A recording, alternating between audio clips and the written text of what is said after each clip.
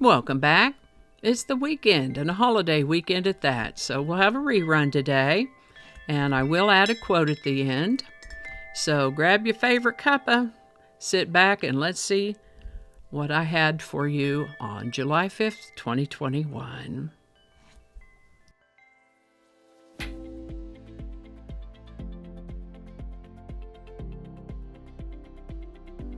Hi there, and welcome to this day in history for July 5th. July 5th is the 186th day of the year in the Gregorian calendar, 187th in leap years, with 179 days remaining to the end of the year. Today's word is horse sense. Horse sense is a noun that means common sense. The words themselves come to us from Old English horse and a Latin word that means sense. But why?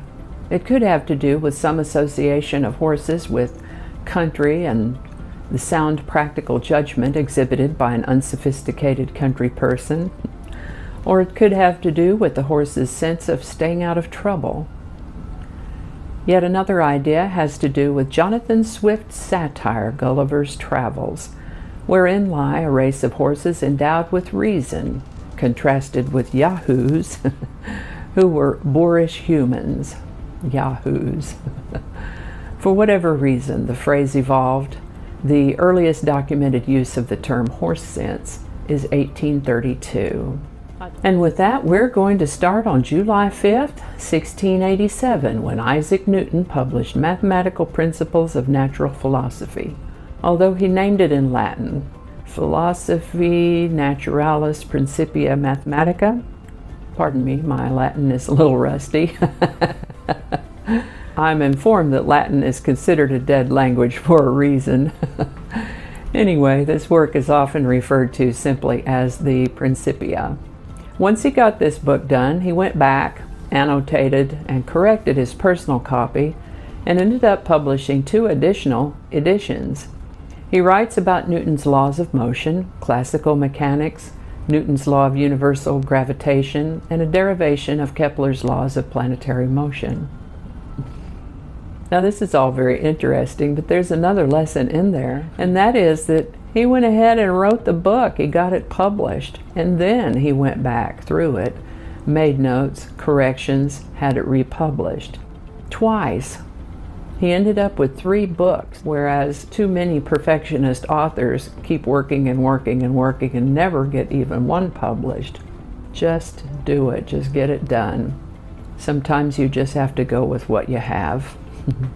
On July 5th, 1775, the Second Continental Congress adopted a document called the Olive Branch Petition. This was a final attempt to avoid war between the 13 colonies in Great Britain. Unfortunately, King George wasn't having it. He wouldn't even read the document. Instead, he simply declared the colonists traitors. This is the birthday of American businessman P.T. Barnum, co-founder of the Ringling Brothers and Barnum and Bailey Circus. He was born on July 5th, 1810, and lived to the age of 80. Interestingly, in addition to his career as a showman and entrepreneur, he was also a politician, serving in the Connecticut House of Representatives for 3 years, before then being elected mayor of Bridgeport, Connecticut in 1875. He was only in office as mayor for a year, but while he was there, he worked to improve the water supply, bring gas lamps to the streets, and enforce liquor and prostitution laws, and was instrumental in starting the Bridgeport Hospital. Philadelphia's Liberty Bell took a trip on July 5, 1915. On this day, it left on a special train on its way to the Panama Pacific International Exposition. You know, it's got a crack in it anyway, so that must have been a real nail-biter. The upshot is that the Bell's custodians decided that's it, no more trips for the Liberty Bell. She could stay home now. And we spoke the other day of a person named Jamie Farr, who's best known for playing a character on the TV show MASH named Maxwell Q. Klinger. So you can imagine my surprise in finding that there was actually an individual named Max Klinger. Today's Max Klinger was a German symbolist, painter, sculptor, printmaker, and writer, born in 1857. He comes to our attention today because it was on July 5th, 1920 that the artist Max Klinger passed away at the age of 63. Hormel Foods Corporation introduced a product called Spam on July 5th, 1937. Now, Spam gets a lot of grief for various reasons, but is, as I recall, fairly tasty. It's composed of pork with ham and a few other ingredients cooked in the can. Word has it that it was invented to increase the sales of pork shoulder, which was not that popular a cut. Wikipedia says that Hormel claims only a small circle of former Hormel executives actually know the meaning of the word Spam, but popular beliefs are that it stands for spiced ham. That works for me. As it turns out, back in World War II, it was difficult to deliver fresh meat to the front, but they sure could get Spam, and over 150 million pounds of Spam were purchased by the military before war's end. Wartime rationing also put a pretty hard squeeze on a lot of people, but they could get Spam. Margaret Thatcher called it a wartime delicacy. And Nikita Khrushchev said without Spam they wouldn't have been able to feed their army. My research tells me that Spam is very popular in Hawaii, where Spam dishes are available in restaurants, and they have a Spam-themed festival. If I have any viewers in Hawaii, let me know in the comments about this. It is a popular item, selling all over the world except for the Middle East and North Africa, where it's forbidden for being a pork food product. On July 5th, 1947, a young woman named Micheline Bernardini modeled the first modern bikini at a swimming pool in Paris. The designer, Louis Réard, could not find a runway model willing to showcase this revolutionary new design, which revealed the wearer's navel and much of her buttocks. Risque for its time, he hired a nude dancer to model the garment. The National Health Services Act created the National Public Health System in the United Kingdom on July 5, 1948. BBC broadcast its first television news bulletin on July 5, 1954. Meanwhile, in America, Elvis Presley recorded his first single, That's All Right, at Sun Records in Memphis, Tennessee on July 5, 1954. That's all right, baby. This is the birthday of American singer, songwriter, and keyboard player Mark Cohn, born July 5, 1959. I've linked his song Walking in Memphis in the show notes for you. It still gives me goosebumps, even just talking about it. Mark Cohn, happy birthday, dude. This is the birthday of American actress Edie Falco, born July 5, 1963. She has a significant filmography. I particularly remember as Carmela Soprano from the HBO series The Sopranos. On July 5, 1971, the 26th Amendment to the United States Constitution, lowering the voting age from 21 to 18 years, was certified by President Richard Nixon. Arthur Ashe became the first black man to win the Wimbledon singles title on July 5, 1975. On July 5, 1980, Swedish tennis player Bjorn Borg won his 5th Wimbledon final and became the first male tennis player to win the championships 5 times in a row, from 1976 to 1980. Armenia adopted its constitution on July 5, 1995, 4 years after its independence from the Soviet Union. Dolly the sheep became the first mammal cloned from an adult cell on July 5, 1996. She had 3 mothers.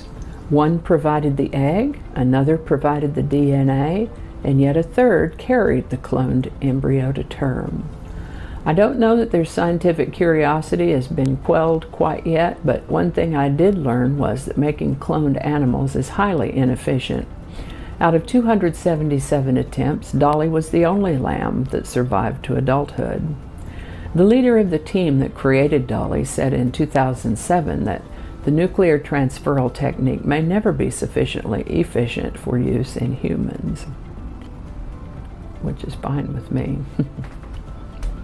Baseball great Ted Williams played his entire playing career for the Boston Red Sox. After retiring as a player, he served as manager for the Washington Senators/Texas Rangers, and I have a Ted Williams story. We got to go see the Cleveland Indians at Texas Rangers, and through a fortuitous sequence of events ended up in some very nice box seats along the third base line. We noticed Ted Williams a couple of boxes left and in front of us. We totally knew who he was, but we were way too starstruck to try to go talk to him. And now our attention was divided between watching the baseball game and watching Ted Williams. We observed a young man make his way down to the box with a jersey. He had a Rangers jersey and a Sharpie pen. He was looking for Ted Williams' autograph. We didn't hear the conversation, but we watched as Ted Williams sent the young man away, and in a little bit the young man returned with a Red Sox jersey, which Ted Williams did autograph. It was shortly after that we moved to Cooperstown, and I got the job at the National Baseball Hall of Fame and Museum, which is where I was on July 5th, 2002, when the announcement came out that Ted Williams had passed away. He was 83. I got a little chatty on that one, didn't I? But as I was watching the part about Isaac Newton's Principia, where he wrote that book, you remember that part, right? That reminded me of this great quote I heard from the motivational speaker Zig Ziglar many years ago, and it is, "The lights don't all have to be green before you leave the house." Zig Ziglar. That's just another way of saying, get started. Get out there and do the thing. The lights don't all have to be green before you leave the house. Alrighty, y'all take care. Be good to each other. I'll see you next time.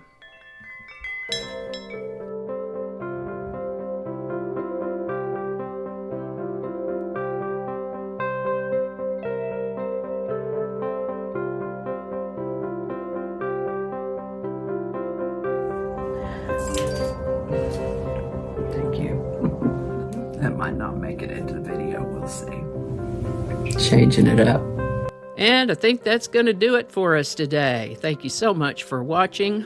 Consider subscribing if you haven't already. Feel free to share this video with a link in your email, messaging, or social media. If you enjoyed this series, you can check out the playlists in the description. You can find me on BitChute, Facebook, Odyssey, Rumble, YouTube, and X, as well as on a blog page called No Really. All those links are in the description. Alrighty, that's all I can think of right now. Thanks again, and I'll see you next time.